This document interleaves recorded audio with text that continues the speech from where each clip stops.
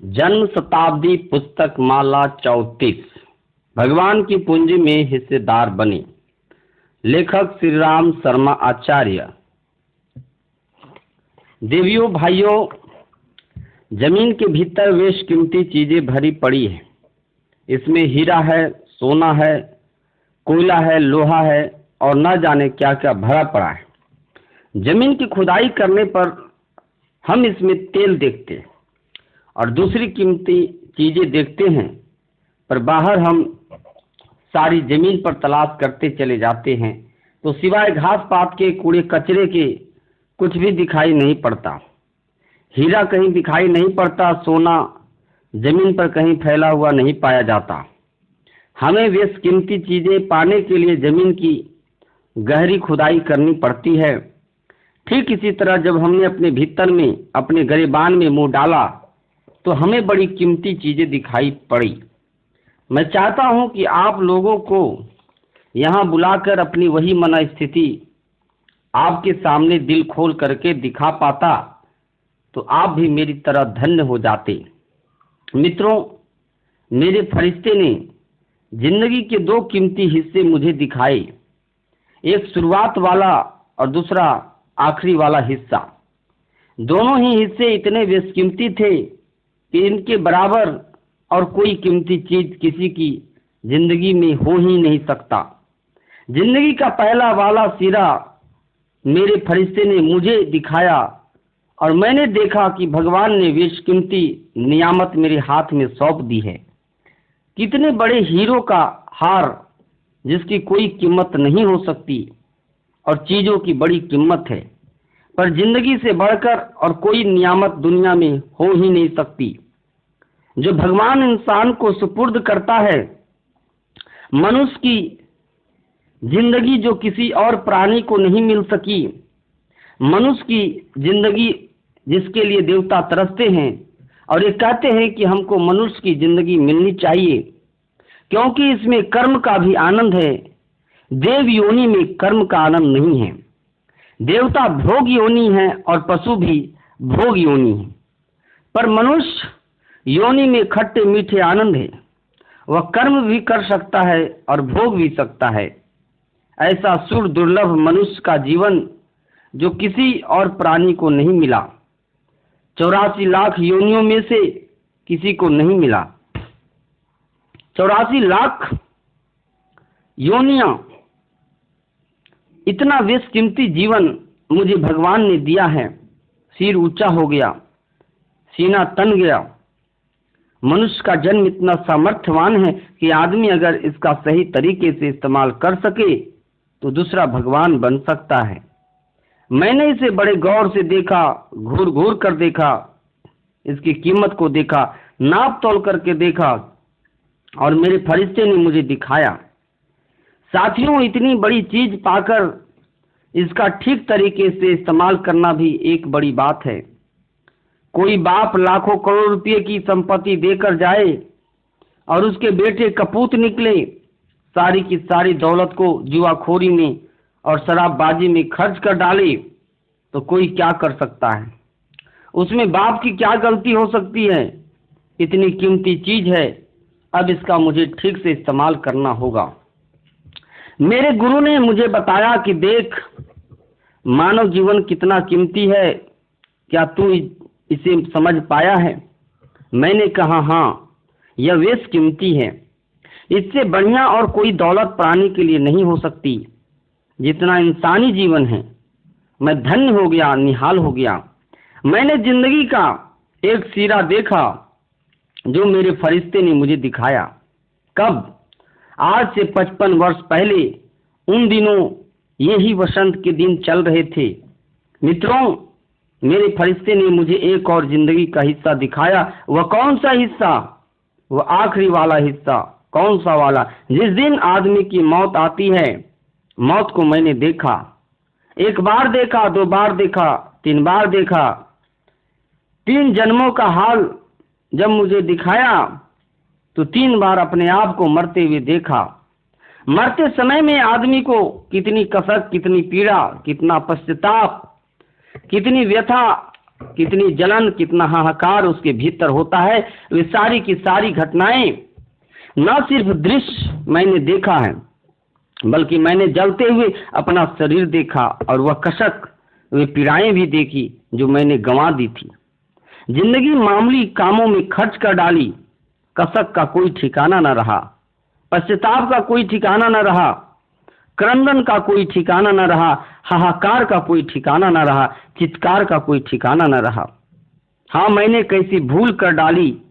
इस इंसानी जिंदगी को अच्छे कामों में खर्च कर सकता था, लेकिन मैंने इसको कीड़े मकोड़े के तरीके से खर्च किया। कीड़े और मकोड़े दो काम के लिए जिंदा रहते हैं, एक पेट पालते रहते हैं और दूसरे औलाद पैदा करते रहते हैं। दो के अलावा तीसरा कोई काम नहीं कर सकते। न इनमें अकल होती है, न हिम्मत होती है, न बुद्धि होती है, न समझ आती है, न परिस्थिति होती है और न साहस होता है। कुछ नहीं होता। दो काम करते रहते हैं। जब से पैदा होते हैं, पेट पालते हैं, औलाद पैदा करते हैं और मर जाते हैं। उसी तरीके से मेरा भी जन्म हुआ और मैं भी मरा। रो पड़ा कि अब जब यह जिंदगी खत्म होगी तब मुझे कहाँ जाना पड़ेगा, किन योनियों में जाना पड़ेगा, न जाने कहाँ कहाँ जाना पड़ेगा, कितना कष्ट उठाना पड़ेगा। यह मैंने मौत के दिन देखा, मौत की घड़ी देखी। मैंने अपनी लाश चिता के ऊपर पड़ी हुई देखी। चित्कार कर उठा कि हाय रे अभागा मैं, न जाने किन किन समस्याओं को कीमती समस्या समझता था। अगर मुझे एक ही कीमती समस्या समझ में आ गई होती कि जिंदगी का ठीक ठीक उपयोग करना, तो मजा आ जाता। मित्रों, छोटी छोटी समस्याएं, मकान में छप्पर नहीं पड़ सका, मकान में टीन नहीं पड़ सकी, इस लड़की को वकील जमाई नहीं मिल सका, इस लड़के की बहू को इतना जेवर न मिल सका। ये छोटी छोटी बच्चों की खिलवाड़ जैसी राई रत्ती भर समस्याएं हैं, जिनसे आदमी के लिए न कुछ नुकसान हो सकता है, न फायदा हो सकता है। इन राई रत्ती समस्याओं को मैं पहाड़ के बराबर समझता रहा और उन्हीं में उलझा रहा। लेकिन वह समस्या जिसके लिए कीमती जिंदगी दी गई थी, उसके बारे में विचार न कर सका। मैं रो पड़ा। ऐसे ही मैंने कई बार देखा। पिछले 3 जन्मों के अतिरिक्त मेरे गुरु ने मुझे दिखाया और मुझे चौंका दिया। मैं चौंक पड़ा और मैंने उनके चरणों को पकड़कर कहा, बताइए मुझे क्या करना चाहिए। उन्होंने कहा, एक ही काम करना चाहिए और वह यह है कि जिंदगी की कीमत समझनी चाहिए। जिंदगी का ठीक इस्तेमाल क्या हो सकता है, इसके बारे में गौर करना चाहिए। इतनी हिम्मत इकट्ठी करनी चाहिए जिससे कि जिंदगी का श्रेष्ठतम उपयोग करना संभव हो सके। इतनी ही करना चाहिए और कुछ नहीं करना चाहिए। आज से 55 साल पहले मेरे गुरुदेव ने मुझे बताया और मैं चौंक पड़ा और जाग गया। मैं चाहता था कि आप सब मित्रों को बुलाकर बताऊं, ताकि आपको भी ऐसा ही मौका मिल जाए। कदाचित आप भी चौंक पड़े और आप भी जाग जाएं। आप भी जिंदगी की कीमत को समझ पाएं। जिंदगी जब हाथ से निकल जाती है, तब हमको किन किन परिस्थितियों में रहना पड़ता है, इसके बारे में कदाचित आपको भीतर से हुक पैदा हो जाए। कदाचित आपके भीतर से जागृति उत्पन्न हो जाए, चेतना उत्पन्न हो जाए, तो मजा आ जाए। आप भी मेरे तरीके से धन्य हो जाएं। मैं चाहता था कि आपको भी उसी तरह का मौका मिले जैसा कि मुझे धन्य बनने का मौका मिला। जिस तरह से मैं जाग पड़ा और समझ गया कि जिंदगी कीमती है और मैं उसका ठीक से उपयोग करूंगा। कीड़े मकोड़ों की तरह, जानवरों की तरह नहीं जीऊंगा, वरन आदमी की तरीके से जीऊंगा। जिस काम के लिए भगवान ने मुझे पैदा किया है, उसे पूरा करने का मैंने निश्चय कर लिया, संकल्प कर लिया कि जीऊंगा तो ऐसा ही जीऊंगा। मित्रों, अब क्या करना चाहिए, क्या कदम बढ़ाना चाहिए? मैंने फिर अपने उसी फरिश्ते से दूसरा सवाल किया कि जब आपने मुझे जगा ही दिया है और यह बता दिया कि जिंदगी का ठीक उपयोग करना चाहिए, तो आप ही बताइए कि मुझे अब क्या करना होगा। उन्होंने मुझे दूसरी शिक्षा दी कि दुनिया में एक ही समझदारी है कि अकेला आदमी लंबी मंजिल नहीं पार कर सकता। लंबी मंजिल पार करने के लिए 2 टांगों की जरूरत होती है। 2 पैरों पर चलकर ही हम लंबी मंजिल पूरी कर सकते हैं। दो हाथों से ही सारा काम चलता है, एक हाथ से काम कहाँ हो पाता है, एक टांग से सफर कहाँ हो पाता है। जिंदगी की नाव पार करने के लिए दो सहयोगियों की जरूरत होती है, अतः तुम भी दूसरा सहयोगी तलाश करो। मैंने कहा, गुरुदेव इससे आपका क्या मतलब है? कहीं ब्याह शादी से तो नहीं है? नहीं, ब्याह शादी करने से मतलब नहीं है। जिस तरह नाव से नदी को पार करने के लिए दो हाथों की और दो पतवारों की जरूरत पड़ती है, उसी तरह आपको भी एक और सहायक ढूंढ लेना चाहिए। तो आप बताते क्यों नहीं कि मुझे कौन सा सहायक ढूंढ लेना चाहिए? उन्होंने कहा कि भगवान को एक सहायक के रूप में ढूंढ लेना चाहिए, और दूसरा एक इंसान को, एक इंसान और एक भगवान, दोनों को आप साझी बना लीजिए। फिर देखिए कैसे मजा आता है, फिर देखिए कि जिंदगी की नाव कैसे आगे चलती है, और फिर देखिए कि उन्नति का रास्ता कैसे खुलता है। मेरे गुरुदेव ने, मेरे फरिश्ते ने मुझे यही रास्ता बताया। मित्रों, फिर मैंने पूछा कि मुझे क्या करना होगा।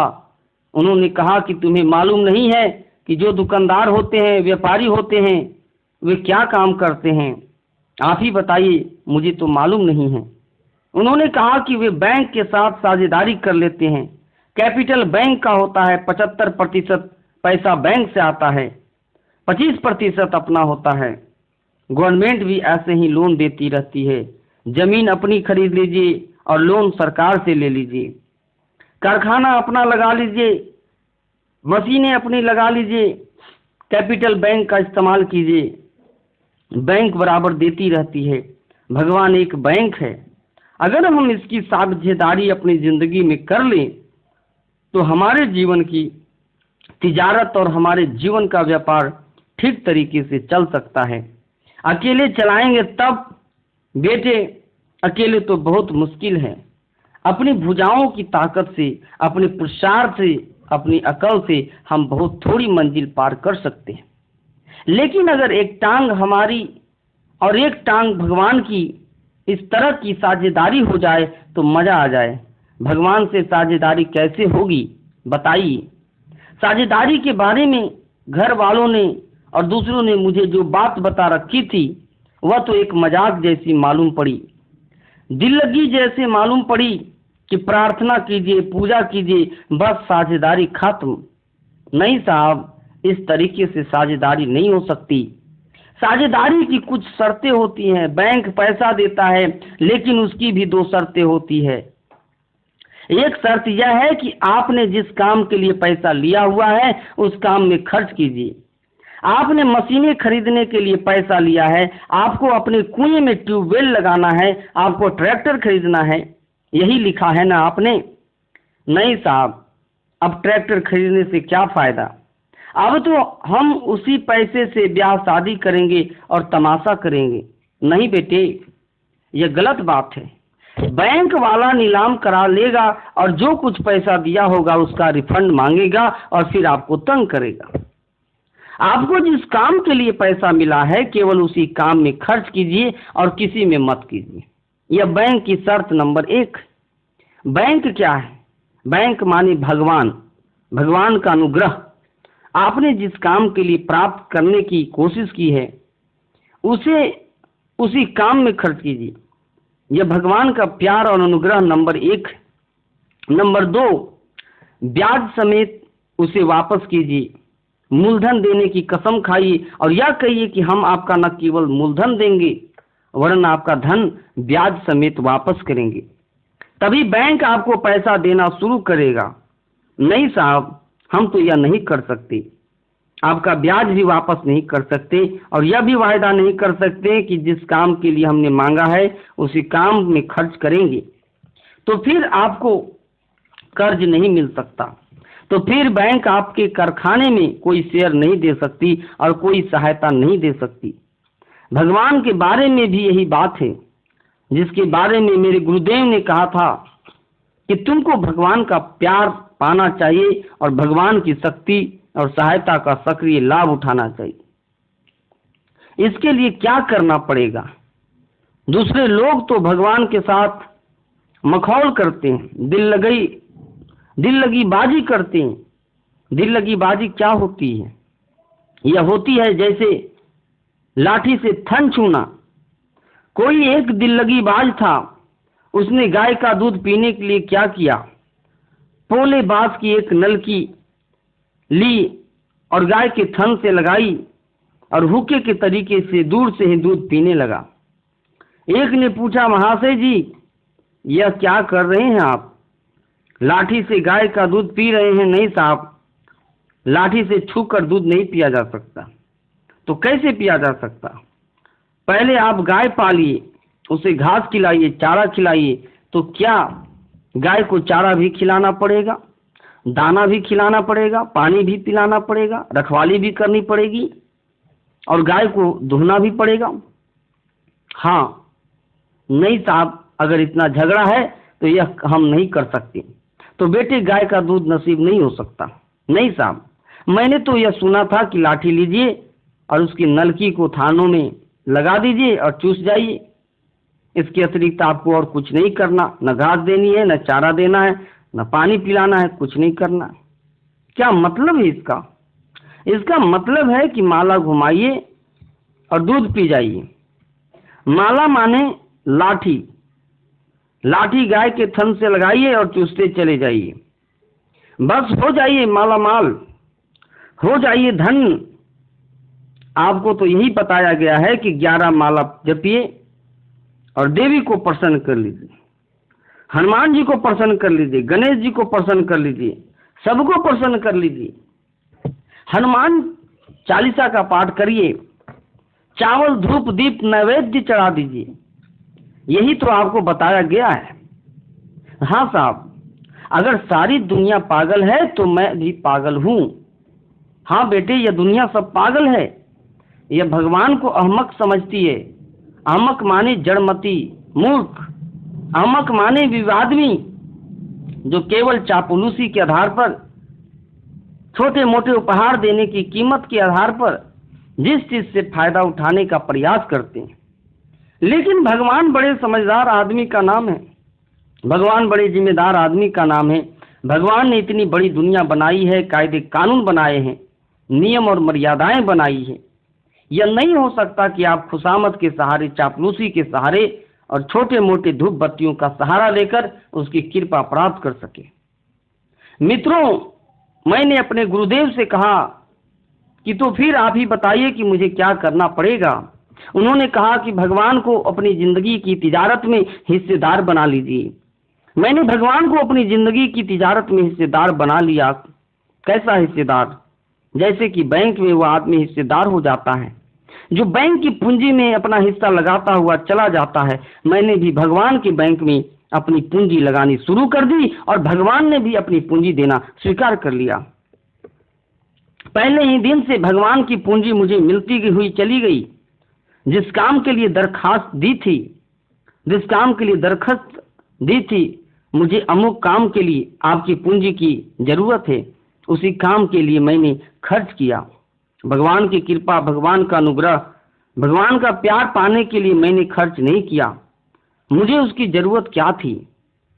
पेट हमारा मुट्ठी भर का है, सो मुट्ठी भर अनाज से हम 6 इंच के पेट को पूरा भर सकते हैं। इसमें भगवान की सहायता की हमें कतई आवश्यकता नहीं। लेकिन अगर हमारी हवस बढ़ी हुई है तो उसको कोई पूरा नहीं कर सकता।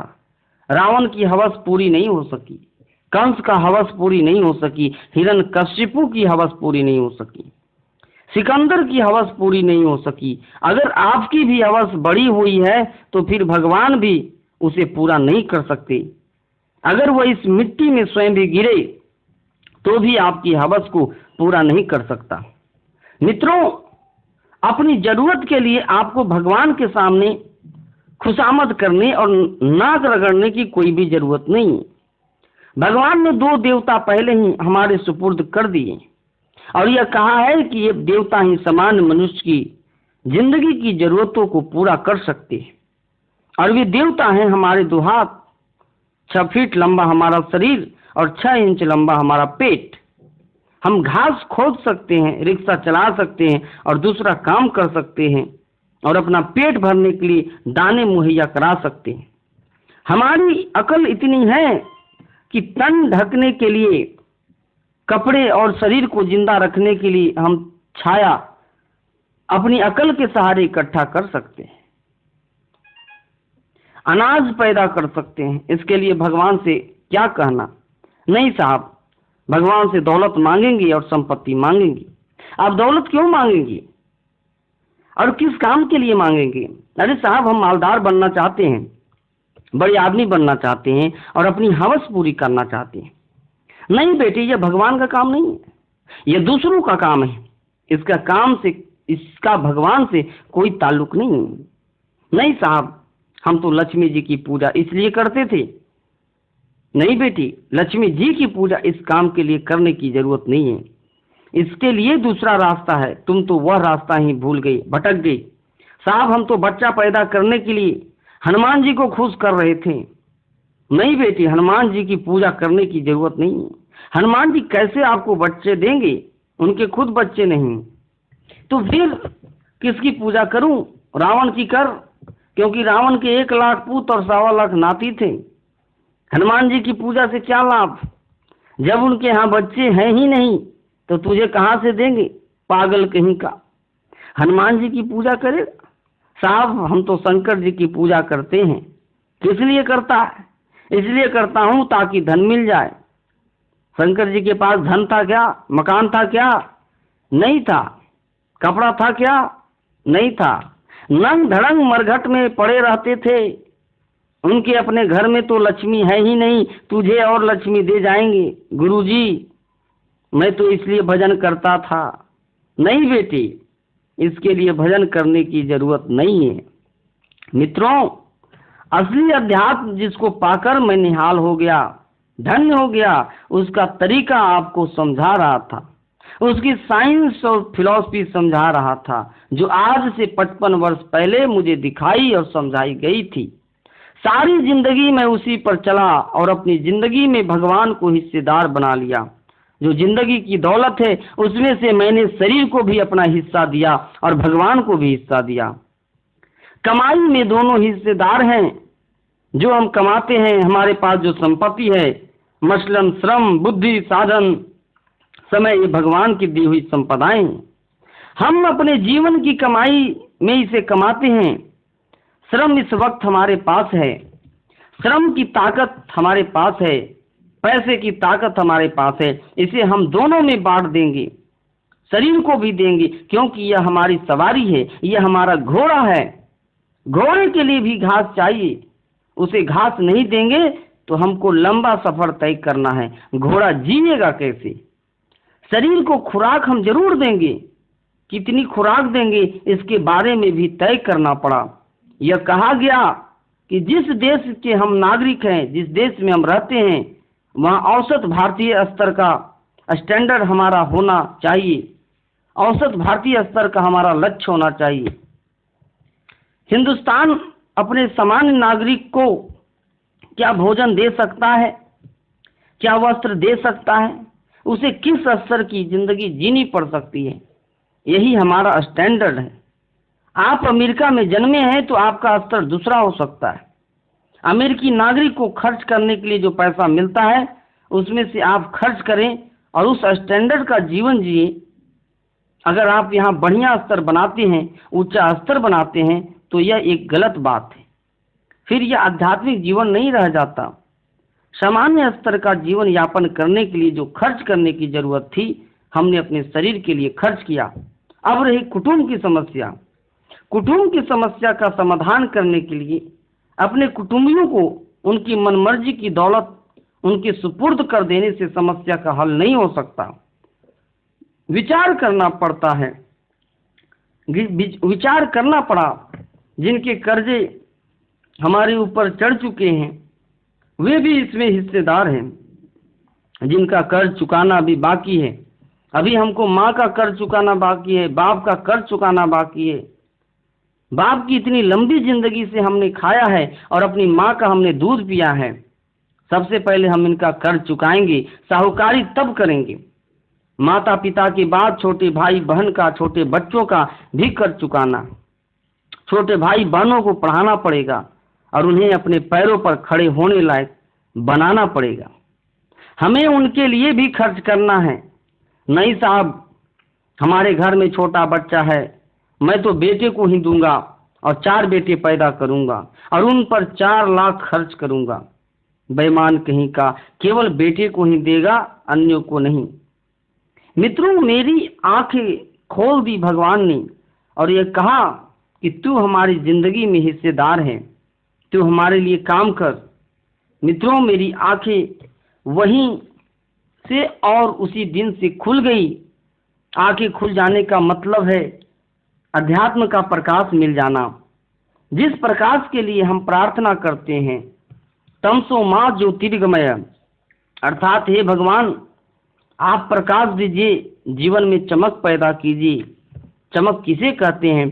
प्रकाश किसे कहते हैं? प्रकाश इसे कहते हैं जो मैं आपसे निवेदन कर रहा था, जिससे कि मेरी आंखें खुल गई। अंधेरे में भटकता हुआ प्राणी, अंधेरे में भटकता हुआ भूत और प्रेत प्रकाश पाकर निहाल हो जाता है। मित्रों, आज से 55 वर्ष पहले मैं मनुष्य बन गया, देवता बन गया। 55 वर्ष पहले की लंबी वाली मंजिल को एक एक कदम पार करके बढ़ता हुआ चला आ रहा हूं और यहाँ आ गया हूं, जहाँ की आपके सामने खड़ा हूं। अब क्या सवाल रह गया? अब बेटे, यह सवाल रह गया कि जिस अध्यात्म की प्रशंसा ऋषियों ने गाई, पुस्तकों में गाई गई, राम नाम की महत्ता जो संसार में गाई, गायत्री मंत्र की महत्ता जिसके बारे में अथर्ववेद ने जाने क्या से क्या कह दिया। कई बार तो संदेह होता है और अविश्वास होता है कि ये बातें गलत हैं, ये बातें सही नहीं है जो बताई गई है। जिस गायत्री मंत्र की महत्ता को मैं आपको सिखाता हूँ और सारी दुनिया को समझाता हूँ, उसके बारे में अथर्ववेद में क्या समझाया गया है, उसके बारे में यह बताया गया है। अस्तुता मया वरदा वेद माता प्रचोदयांताम पावमानी द्विजानाम आयु प्राणम प्रजा पशुम कृतिम द्रविणम ब्रह्म वर्चसम मह्यम दत्वा वर्जत ब्रह्मलोकम। ये 7 चीजें याद करनी है। महाराज जी, हमको तो 3 साल हो गए, 3 माला रोज जप करते हैं, लेकिन हमें तो कोई चमत्कार नहीं दिखाई पड़ा। हाँ बेटी, न 3 साल में मिला है और अब तेरी जिंदगी के जो 30 साल बचे हैं न उसमें कोई मिलने वाला है। काहे को साफ दे रहे हैं बेटे? इसलिए दे रहा हूं कि न तुझे गायत्री मंत्र के बारे में कोई जानकारी है और न गायत्री मंत्र में खाद और पानी कैसे लगाया जाता है इसका तुझे ज्ञान है। बीज बोने का तुझे ज्ञान है। वृक्षारोपण हर साल होता है, मिनिस्टर लोग आते हैं और जगह जगह पेड़ लगा देते हैं। रोज अखबारों में छपता है कि 1 लाख पेड़ लगाए गए, खाद पानी दिया नहीं, रखवाली हुई नहीं, सब पेड़ गाय ने खा लिए, जानवर चर गए। गायत्री मंत्र को भी आप खाद पानी नहीं लगा सकते, केवल बीज बो करके माला घुमा करके उसमें चमत्कार देखना चाहते हैं तो यह नहीं हो सकता। मित्रों, अब मैं अपना बिस्तर समेटने की फिक्र में हूँ, बिस्तर समेटने के फेर में हूँ। दूसरी जिम्मेदारियों ने मुझे बुलाया है, दूसरे मोर्चे पर भी बहुत काम पड़ा हुआ है। हिंदुस्तान में आध्यात्मिकता का प्रकाश फैलाने के लिए जितना काम मेरे जिम्मे था वह लगभग पूरा हो गया। हिंदुस्तान में काम करने के लिए जो कुछ और मेरे जिम्मे बचा हुआ है उसे 1-2 वर्ष में समाप्त करके उसका खिस्सा खत्म करूंगा। फिर मैं कहाँ जाऊंगा? फिर मेरा ट्रांसफर तैयार किया हुआ रखा है, मेरा बिस्तर बंधा हुआ रखा है, मैं कहीं और चला जाऊंगा। अब कहाँ कहाँ जाएंगी बेटे? मुझे बहुत जगह जाना है। हिंदुओं के बीच में मुझे काम करने के लिए हिंदू बनकर आना पड़ा।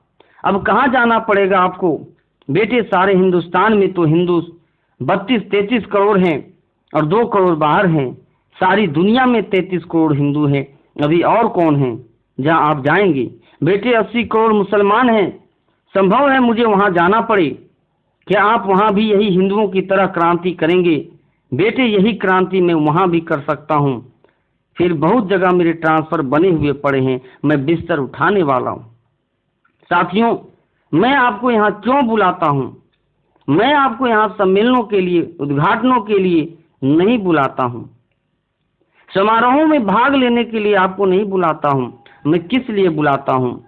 मैं इसलिए बुलाता हूँ कि अपनी जिंदगी का सार और निचोड़ आपके सामने सुपुर्द करने में सफल हो सकूं। मेरी 55 साल की जिंदगी के अनुभव यही है कि मनुष्य के लिए सबसे बड़ी समझदारी की बात और सबसे बड़ी बहादुरी की बात यह है कि वो भगवान को अपनी जिंदगी में शामिल कर ले और अपनी जिंदगी की कीमत समझे। अगर आप अपनी जिंदगी की कीमत समझ ले, जैसा कि आपको अभी तक समझ में नहीं आई, जिंदगी की कीमत आपकी समझ में कहीं आई है, आप करोड़ों में अपने को दरिद्र मानते हैं, अपने को दुखी मानते हैं, अपने आप को अभागा मानते हैं, समस्याओं से अपने आप को घिरा हुआ मानते हैं और जाने क्या क्या मानते हैं। कभी कभी तो मरने की बात सोचते हैं, आत्महत्या की बात सोचते हैं। जिंदगी की कीमत आपको कहाँ मालूम है? जिंदगी का महत्व आपको कहाँ मालूम है? जिंदगी की सामर्थ्य आपको कहाँ मालूम है? जिंदगी की संभावनाएं आपको कहाँ मालूम है? जिंदगी की संभावनाएं अगर आपको मालूम होती तो आपकी आंखें टॉर्च के तरीके से चमकती और आपकी गर्दन फूलकर शेर की तरह हो जाती और आप सोचते कि हमारे पास इंसानी जिंदगी, इस जिंदगी से हम जाने क्या क्या कर सकते हैं। मित्रों, इंसानी जिंदगी को गिराने वाले जिस दिन चौंक पड़े और उन्होंने इसे ठीक तरह से इस्तेमाल करना शुरू कर दिया तो उन्हें मजा आ गया। कौन कौन चौंक पड़े? बेटे, उनमें से एक का नाम अम्रपाली है, जो दुनिया को गिराने वाली एक महिला थी, लेकिन जब उसने जिंदगी की धाराएं बदल दी तो धन्य हो गई। फिर क्या हो गई? फिर ऐसी ऋषि की तवारीख में उसका नाम हमेशा बना रहेगा। अंगुलीमाल एक निकम्मा आदमी था, घटिया आदमी था, चोर और डाकू था, लेकिन उसने इसी जिंदगी में अपने जीवन की धारा बदल दी। अगले जन्म की बात कौन कर रहा है?